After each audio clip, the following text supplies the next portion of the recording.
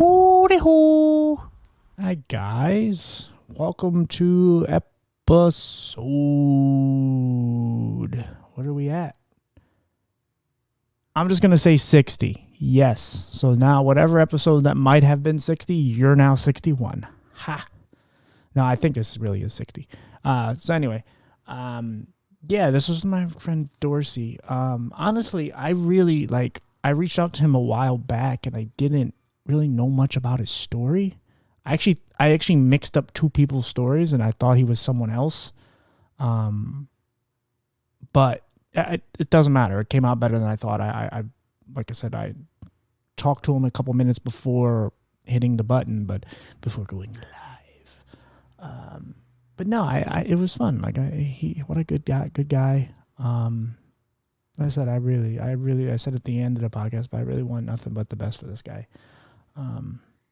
And you know, I won't every so often I get some stupid asshole that likes to comment on, just throw in, like the homeless episode where it was like, oh, she should have got a job, just shit like that. Like, I don't tolerate that. Like, I don't look, people have a right to say whatever they want, especially towards me, whatever. But when you go after the guest, I don't tolerate it. But if somebody literally went after this guy, like, were to comment something stupid, I will not stop because I'm not. It's not that I'm very I'm very appreciative of all these people. I really am. I just didn't know any of them until whatever, weeks ago or months ago or days ago.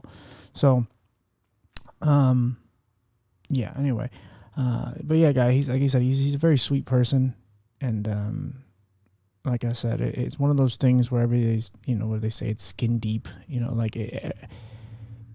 Whether you like his outer appearance or not, he's a very great person, and that's really what matters. Yeah, like I said, he made me kind of how I was been feeling lately. He made me feel, I don't want to say stupid for how I was feeling because it was genuine, but it was just like, he again, when I interview these people, I feel really inspired, and they bring something out of me. So, I thank you all for that, for all of you that have been on it, even the people that are my friends and have been on it before, or I knew you before you were on.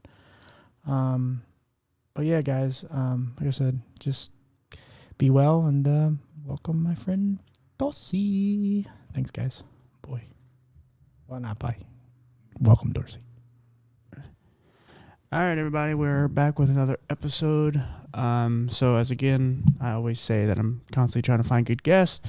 This is a guy I reach out to on Podmatch because I really liked his story. So you want to tell us your name and what your disability is? Yeah, my name is Dorsey, and I was born with a birth defect called Apert syndrome. All right, and what is that? Apert syndrome is a birth defect of the hands and the face, and when I was born, my forehead was pushed out, my eyes and nose were pushed back into my head, and my fingers and toes were fused together. Me and had no individual movement of them, and because of my sore spot not being there, and I had a fused skull, the doctors told my parents that I wouldn't make it and that I wouldn't survive, and to put me into a institution. And thankfully, because of their faith and because of their belief in God, they said, no, we're not gonna, put him into an institution. We'll just take him home and see what will happen, see how he'll be able to survive and be able to overcome the difficulties and the challenges that, were going to affect me during my lifetime. Right. And just for the record, how old are you now? I'm 44. And I'm assuming that. And I was born. Go ahead, buddy. I was born on January 16th, 1977. So, and they said you weren't supposed to live this long? Correct.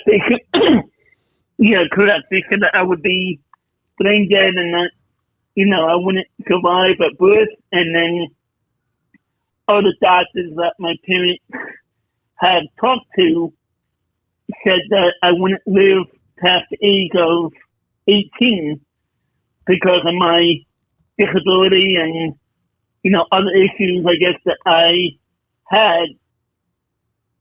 They said that I wouldn't live past the age of 18. Right. So what do the doctors say now when you're, over 20 years past the deadline they gave you? Right. They say I'm doing well. They say, all my organs are functioning normally. I'm doing well, with my epilepsy. I haven't had a seizure since 2014. And everything's going well. Thank God for me. Oh, that's good, buddy. I'm happy for you. Yeah. Now you said your fingers and toes are fused together. Is it like a webbing? Like it's just. It was, and that's part of my story. Throughout my lifetime, I had to have many operations to, reconstruct my face and to reconstruct my hands to make them more functional and to be able to make me, look more normal. And that's why they had to reconstruct my face so that I can, be able to breathe better through my nose and to be able to, talk better or to be able to eat better. Right. And even be able to use my fingers better. So that's why they separated my fingers. And at this point, my toes are still, webbed together. Right. But I'm still able to, walk. I'm still able to be able to run. I'm still be able to do all those things that, doctors said, even told my parents. Said, hey, look, he'll have to wear braces growing up to be able to help him, be able to walk and to be able to run. And I never had to wear any type of braces in my lifetime. Right. Oh, that's great. Yeah, I mean, I guess you just technically don't need to spread your toes to like walk, as long as you have toes to kind of keep the balance. Right. Yeah, I guess that's not too bad. As far as like your speech, as I'm not. Trust me, I'm not making fun of you. Like, is that part of with your nose, or is that something with your mouth? It's something with my mouth because I have my tongue's bigger than probably most people, I guess. Right. And I also have the palate in my mouth is higher than than normal people as well. So I think that's where the speech impediment comes from.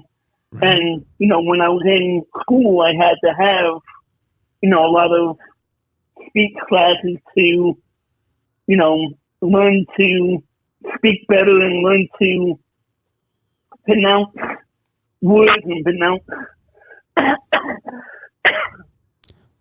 Yeah, I mean, I'm sure that's got to be frustrating because you're obviously not a dumb guy, and you've been through so much. But obviously, whether it's looks or sounds or whatever, with you, it's vocally. Well, as soon as someone hears that speech impediment, it's almost like, oh, your special needs or something wrong with you, and that's got to be frustrating, especially for someone in his 40s, and you've been through so much that you've been through. Right. And it's like no matter what you do, it's like you can't really change most people. I mean, I guess you don't have to. I mean, it's not your job, but it does got to be frustrating as an older man trying to, make it in the world, and people, all they can hear is your voice. Right. And I mean, sometimes people don't, pick up on it, or if they do, they don't really mention it. Right. I mention it in my speeches sometimes, or in my sermons when I go and speak at different services and different churches. I'll Right. mention it Mm. just to because that's part of my story. When with my story, and even a couple of years ago, I wanted to go back and try to even improve my speech to be able to help people understand me better. When I go to speak, they understand what I'm saying. Right. And I think sometimes even when I'm on the phone, people don't understand me, or they think that, it's maybe a prank phone call, so they'll, hang up on me if they don't know exactly who I am, or they don't exactly know why I'm calling them. Right. Or they think you're doing a prank. Right. Well, I mean, honestly, you actually speak with like a good, like a nice pace. Where like I think if you talked really fast, it would be hard. Like there's a couple Right. words even for me, if I'm being honest. But like in general, like I pick up on pretty much everything you say. Like you do really well. So Right. Thank you. you're welcome. So what was like your younger years like as far as being a child? I mean, obviously you knew you were different. So what was it like as a kid, just trying to be a kid, but with your Right. condition? Yeah. Well, thankfully, my parents, they allowed me to figure out for myself, what I could and could not do. And yes, I had limitations, and there were things that I couldn't do. But for the most part, I wanted to try and at least, live, a quote unquote normal life. So I was out there, like anyone else, playing baseball and in the street playing football and playing basketball and doing all of these things that, other kids were doing. And I didn't want to, hinder myself from not being able to do that and try to at least do those things and see, what I could or could not do. And if I wasn't able to do a certain activity or a certain thing, then I knew I wouldn't be able to do it. But for the most part, I have shortened arms because of my disability, and the rotation of my arms is hindered because of that disability. Right. So you wouldn't think that I would be able to, do indoor rock climbing Right. or, play basketball because I can't put my arms, fully extend them above my head. But I can do that. I can do those events. I may have to adjust the way I do it, Right. but I am able to do it, to do those events Right. and activities. Do you feel like, and I think I know the answer to this, but do you think because of being a kid where you obviously were least likely to be picked for events that you wanted to be in, whether it was basketball, whatever, do you think that's kind Right. of why you do what you do now, which is like advocating and speaking because you want to get your voice out there and you know what it's like to kind of be silenced and not be heard by, obviously kids on a much smaller level. But yeah, do you think that's kind of what you do now? Yeah, I think so. And since I want to just encourage people, in their faith and in their belief in God to say, hey, this is what I have been through in my life, and this is how God has used me to overcome the trials and difficulties that I have had to overcome. And, God can help you and can use you as well. And even if they don't, have a faith in God, I can still encourage them to say, hey, this is what I have had to overcome. You have to believe in yourself to be able to do what you want to do in your life as well. Right. So okay. So with the whole God thing, like, was there ever a point in your life? Obviously, your family instilled that in you, but was there ever a part in your life where you actually whether hated him or cursed him or wondered why, not cursed him, but wondered why he Right. cursed you, I mean. I want to say, I don't know that I would ever say I believe that he cursed me, but there were times in my life where I wondered, why God, would have allowed me to be born the way that I was. Right, that's what I meant. Sorry, yeah. Right, no, that's fine. And, I realized from, reading the Bible and coming to a more knowledge of who he is, that he made me this way and he allowed me to be born this way because he had a plan and a purpose for my life. Right. Oh, that's a good way of looking at it. Yeah. And, the plan and purpose for my life was to encourage people and to inspire other people to do more with their life and more with what, the, possibilities that they had in their own life as well. Right. Now, I say this with all respect because I feel this way. Like, do you kind of like it that you're not normal? Because I mean, people I'm sure will say like, oh, you're obvious. I mean, or point out the obvious stuff where it's like with me with my eyes, a lot of people will just go like, okay, yeah, there's something off about him. But it's like, yeah, I don't want to be like the normal person. And obviously, like my disability kind of, I navigate life. Things are a little more difficult, but in a way, it makes me enjoy the journey a little more, and it makes me appreciate the things that I actually do end up having because of the sacrifices and the things that I've had to do to get to the point where I'm at. Sure. Yeah, I think so. I think I wish at times that I had a normal body and that I was fully healthy, Right. but I understand, why I'm not. I'm okay with having a disability. I'm not upset with it. I'm not angry with it. I'm not frustrated with it. Right. And I understand, why I am the way I am. Right. No, that's good. I mean, it's some people say like some of the things you have to do is you got to constantly to live a good life. You have to constantly put everything in perspective and put it and make it as positive, like spin everything in a positive direction, because obviously the negativity and the sadness eats at you. Right. But it's in someone's case like you, like it's got to be very difficult some days to spin it in a positive way. Even though you always end up doing it, it's got to be difficult. There's got to be some days where you're just like, I don't even know how I'm going to do it today. Even if you wake up tomorrow and you feel better about it, but during that 24-hour period or 10 hours or whatever, I'm sure there's days where you're just like, ugh, I'm not feeling it. Right. And there definitely are still, those days that I feel that way, but, you just have to push through it and know that better days are coming. Right. Do you constantly try to push your limitations? Because obviously you talk about, some of the things you couldn't do maybe when you were a little younger, but now you tempt basketball and other sports.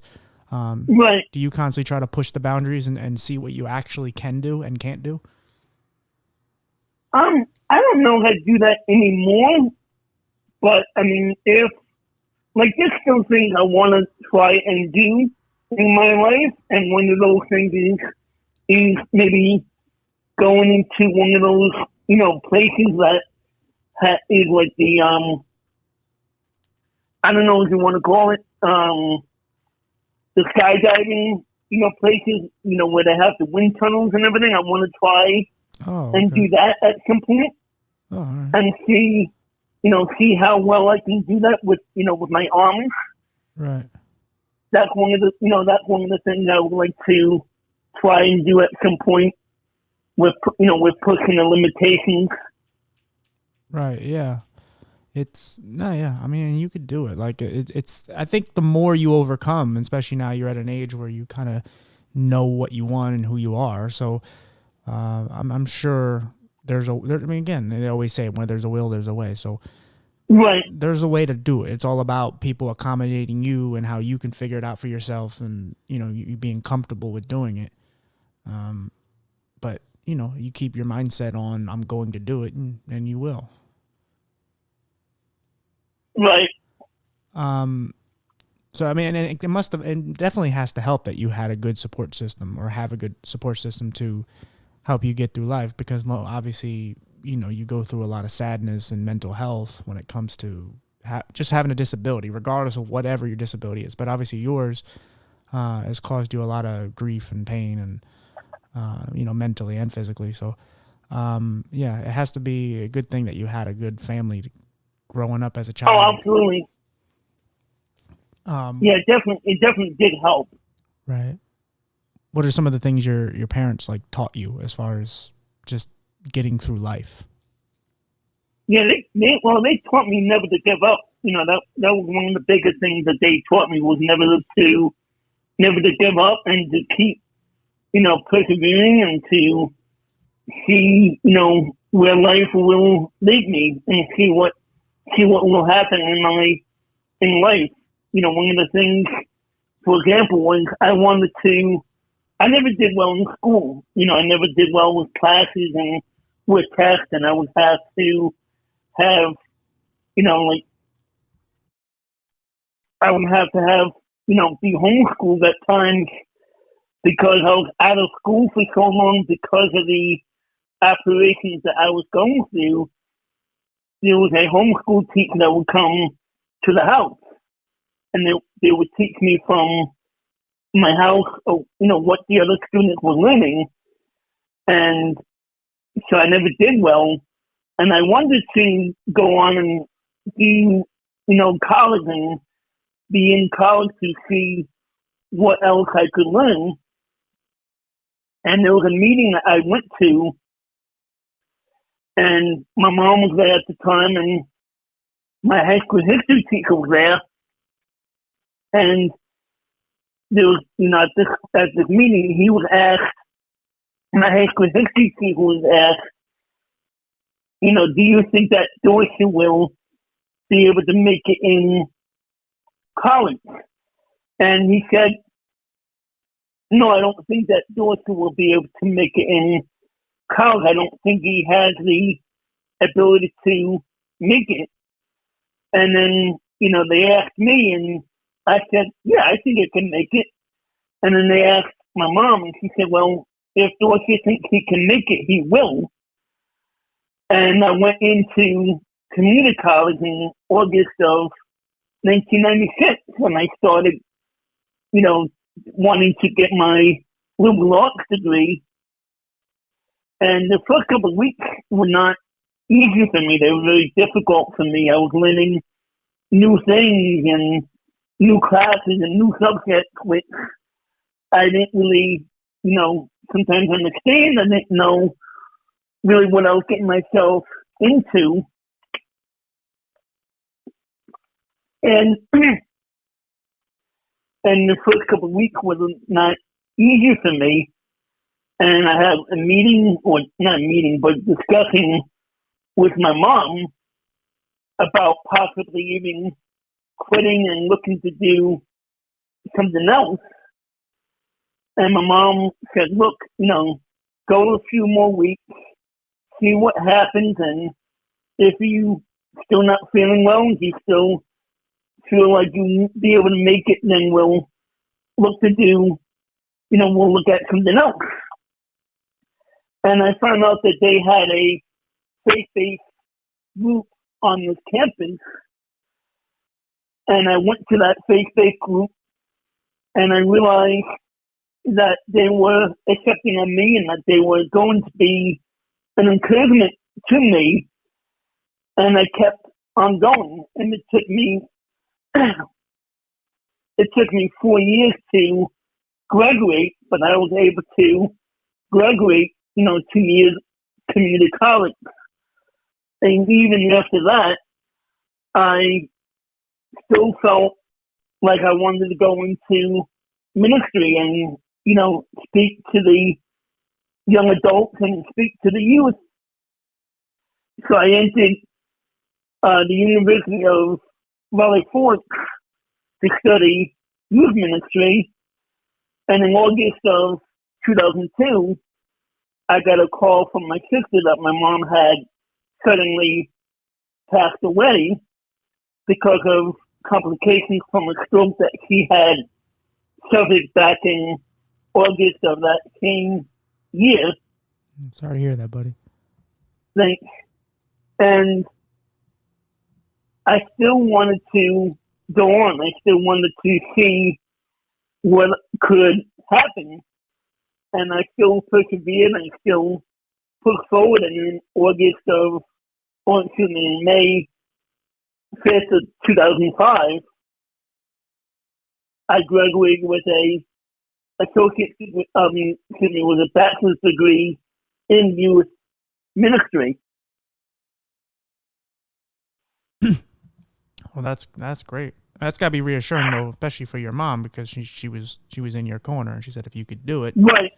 and that probably was your kind of final step. It's like, okay, she's gone now. I have to finish this out because this is what she wanted, or it is what she stood up for me for. So yeah, Right. that's awesome. So I mean, because and again, I don't know why you put it, and I'm not. So you put it, and I was reading your profile, and you were saying having a disability, and then you at the end you said while being single. Is that something that affects you as far as just mentally and I don't know. Like I said, it was at the very end of your profile, and it seemed it kind of stood out. Right.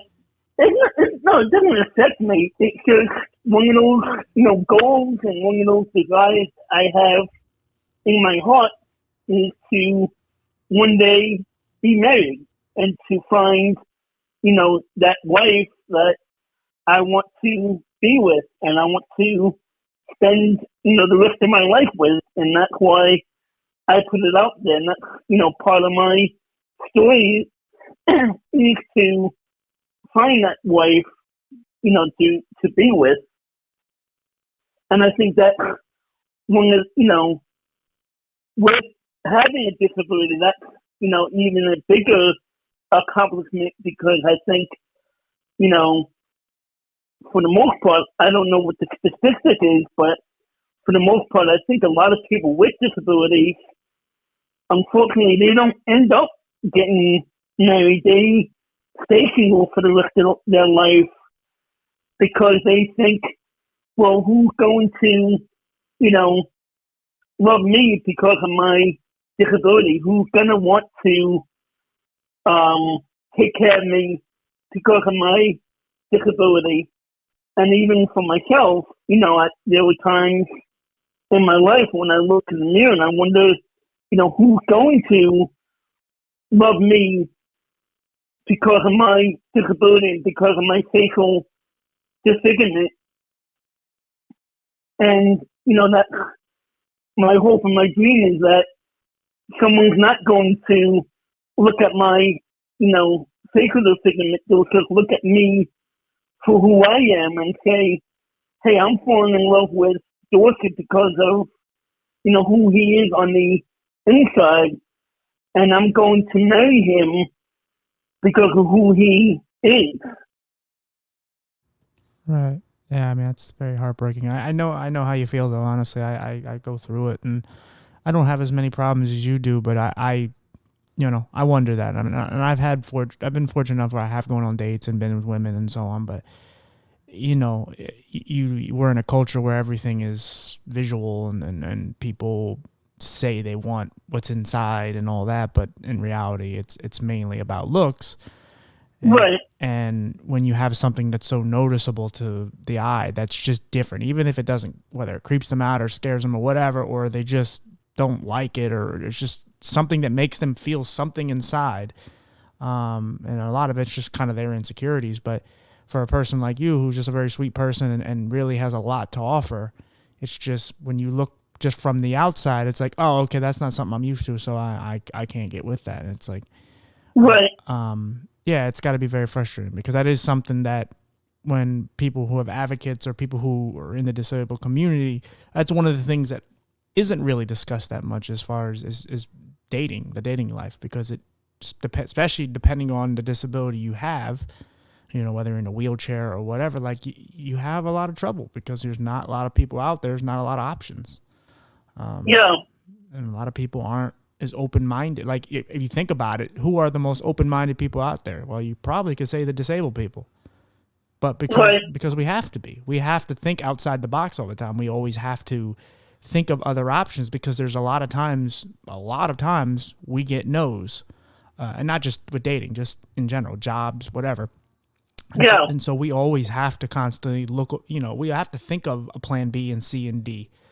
Even if we're committed to A, we still have to have other options or at least other scenic routes because, a lot of times we get told no. And bring it back to the dating, like, yeah, it's, and it strips your confidence and then you do what you do, like, and what I've done where you eventually, maybe you feel good one day, but then I don't know, someone rejects you or whatever. You're just laying at home and your mental health and your demons are floating around your head telling you that you're ugly, and you look in the mirror and now you're taking it out on yourself. And that's the worst part because, you think, because you start to think these irrational things of like, well, if no one's jumping on board to spend time with me, then maybe it is that I'm ugly. Maybe I am not worth anything. And it's not the case, but your mind wanders. And if you don't have anyone to kind of silence those wanders, well, you're going to end up going to that dark place, unfortunately. Right. Absolutely. But yeah, I mean, it's good that you still have the faith and just, like I said, you're still open to it. Just, keep your options out there. I mean, again, I don't really suggest dating sites to people because they really are awful, but you gotta keep your options open and you gotta try. If you don't try, then you probably won't succeed. So, you just gotta keep putting yourself out there.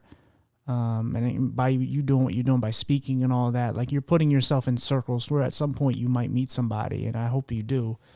And I think you will, just because, like I said, you're a really good person, so you just got to keep pushing. Yeah, going back to the dating site, that you mentioned, right. I was on there. I've been on several, my lifetime, and people have always, recommended, hey, go on the dating site, and I try to put my profile out there. I'll put a picture up on there. And, even recently, it was supposedly a, quote unquote Christian dating site. And there was, I don't know if there were actually a real person or was it like a bot or a fake profile. A lot of them, yeah. But I had people ask me, why do you look like that? You look scary, or you look like a monster. I'm like, seriously? I mean, this is supposed to be a good Christian dating site, and I'm getting to ask these questions. Right. It's crazy. That's gotta be. Go ahead, buddy. Go ahead. No, I was thinking I've given up on the dating site. Kind of like, forget it. Yeah, it honestly, it makes you feel even worse about yourself because there is so much rejection. There is so many people where you just say hello, and like, I'm not very religious, so you're going about it in a different way, but it makes a lot of sense of the conclusion that you're coming to because if people are telling you that and they're supposed to be these holy people and about God and happiness and all these things, and they're telling you that you're a monster, it's like, really? Like, do we believe in the same book here? Like, are we on the same side? And that's kind of the other, obviously the other side of the whole, being religious. There's a lot of people that aren't as genuine about what they believe in, and they don't practice what they preach. And there's a lot of people that just use it as like a way of making them seem like they're better people. Right. Whereas you're someone who's all about it, and it's something that is deep inside you, and it's something you live your whole life by. And so, and it comes down to it. It's like you're kind of, you're a simple guy. But you're a good guy. You have a lot to offer. It's just the reality of it is when people say they want whatever they want. Oh, I want a great guy. That there's usually a bunch of, how they have like the medication commercials, and then they have a bunch of small print of things. It's like that where it's just like, yeah, this may cause cancer. Whereas like this, yeah, I would like a great guy, but he has to have a car and, not have a disability and so many other things, and be in shape and white teeth and all these things. And you could have 7 of those 10 things, but if you don't have those other 3, you're not the perfect guy or whatever. Yeah. But like the goal is just to stick to who you are. Not, I mean, obviously you can't, how you look is something that maybe you can't help, but everything inside, you just got to continue to be who you are, because once you start changing, because the one thing is there's no other you. You're the only person. As long as you're original and you're your own person, you're not following anyone else. That's something special. And whether you died tomorrow, and same with me. Like if I died tomorrow, like I know I'm a fighter. I know I'm a person who cares. I have empathy, and I'm loyal. And it's a lot of qualities that you can't buy out here. So Right. you could go to your grave knowing that you were at least a good person, and not that you want to die anytime soon, but you know what I mean? Like it's just, those are the type of qualities that 99% of people just don't have. And so you just got to continue to just be you. And like I said, I feel your pain, but I have been fortunate in a lot of areas, and it's just, it's still, it's so frustrating. You just got to keep, and like I said, I think what can help you the most is the fact that you're in these circles where you're advocating and you're around people, and especially being at church, and you're kind of in circles where there are kind people around you. Right. And so I think there will be a chance where someone will take a shot at you and actually realize what your real worth is. Yeah. And the fact that you're so honest about your story, because you don't have to tell it. You could just sit in the dark and just be afraid of humankind and just, let the people get to you. But you come out and you show, what you're about. And like I said, you advocate for people you don't have to advocate for. You can just be selfish, right. and that's okay, because naturally we are a selfish, being, and humans, but you do it, and because I'm assuming you do it because you don't want other people like you to just sit around and do nothing. You want people to come out like you, and be happy and try to live with what they have. Sure. So just getting into what is the main reason that you advocate for people with disabilities and people with your condition? Just to, like I said earlier, just to encourage them, just to help them to, do more, and to be able to, not just to sit back and say, woe is me, but to say, hey, I can do, these things that, I didn't think I could do before. Right. So I always I have people on with many different conditions on, there's a lot of people, you're of age and you're at a place where you kind of, like I said earlier, where you are, but there's a lot of people kind of starting from the beginning right now. They're people that, it could be someone with the same condition as you, or someone just having a disability, but they're struggling with it and they're trying to fit in this world. And, God knows how hard that is. Do you have any kind of encouraging words for someone who's just kind of mentally just going through the works of, all that life can throw at you? Yeah. I would just say, don't, it's hard sometimes not to do this, but I would say don't become a woe is me person, but just, look at yourself and say, hey, maybe even write down a list of things that you want to try and do in your life, or try and accomplish in your life, and say, hey, I'm going to try and do these 10 things, and try and do those things, and, don't make it out to be, 10 things that you're not, that in and of yourself that you're not going to be able to do, but try to do, try to make, lists that you think that you can do, and then say, hey, I was able to do these 5 things, and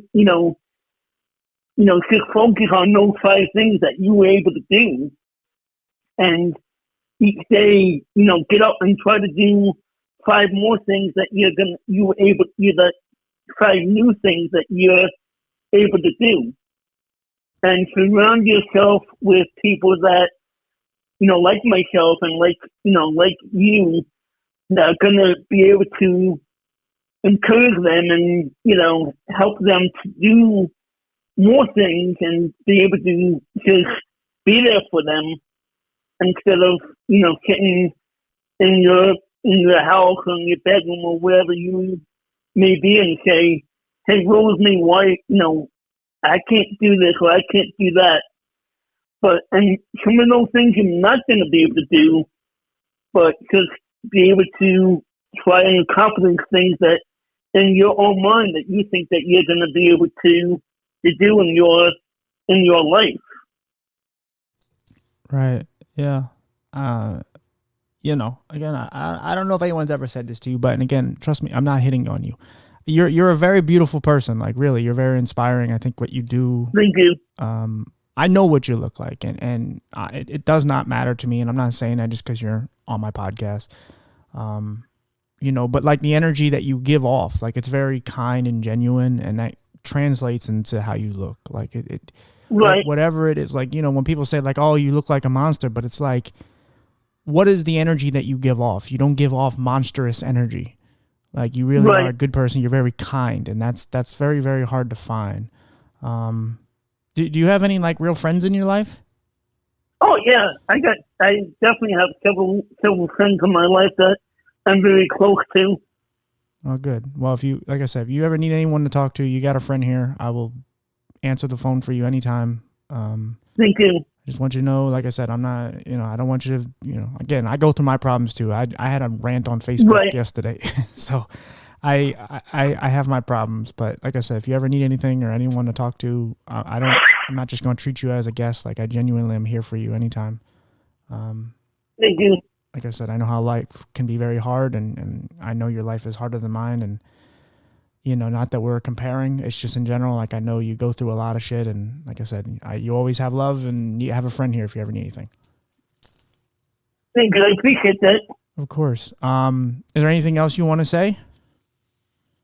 Well, just, thank you for having me on your show. And I have my own book out, called Overcoming. It's a faith-based book, but it's like, my entire story. Okay. It's on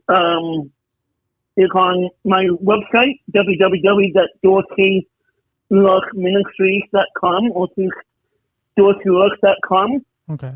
And if you want to buy the paperback, you can buy it that way, and you can also, it'll come to me, I'll sign it, and, I'll ship it out to you guys or whoever wants to buy it. Okay. I will buy a copy. Okay. But when this, it's going to be a little while until it comes out because I have so many other episodes done. I will let you know when it comes out, but when I do put it out, I will ask you for a link to your website, and I will put it in the description of the episode. Okay. Sounds good. Okay, buddy. Thank you again for this. Okay. If you, like I said, we're going to keep in touch. Sounds good. Thank you. All right, brother. Take care. All right. Bye-bye. Bye. That was very sweet. I like him. I sound like such a nice guy in that episode.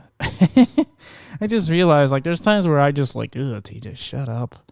But I'm like, oh, look, his kindness. Like, I don't know. I just have such empathy for people like that. Like, and I guess that sounds wrong. I'm so not politically correct, but he's just such a good guy, and like, you just feel for him, man. Like, I know he doesn't want that. I just, like I said, he's such a good guy, and I really hope nothing but the best for him. Like, literally, if he got everything I've been wanting in life, I wouldn't be mad, because he deserves it. And yeah, and I don't know. Like I said, what a good dude. I'm happy that I got to know him, and like I said, I'm gonna force my friendship on him. No, I don't know. Like I said, he doesn't have to talk to me, but I think he'll talk to me. I'm that confident today. Anyway, guys, thanks for the support. As I said, I actually did an episode. I think I'm going to delete it. I just was angry and pissed off. But yeah, I went on a Facebook rant the other day. So, about just disloyal people and ghosting and all that. And so you now know the time frame of when I did this episode. I don't know what it is, March 28th, I think. Anyway, so like I said, I have to think of what episode this is going to be in the intro, so you'll hear it then. But, yeah, I mean, I've been going through my problems and battling, just as a quick update on me, but, I don't know. I'll be all right. I'll figure it out one way or another. But yeah, I genuinely do love you guys. Thank you for all the support. I really do appreciate it. And, I'll see you guys on the next one, all right? Thanks, guys. Bye.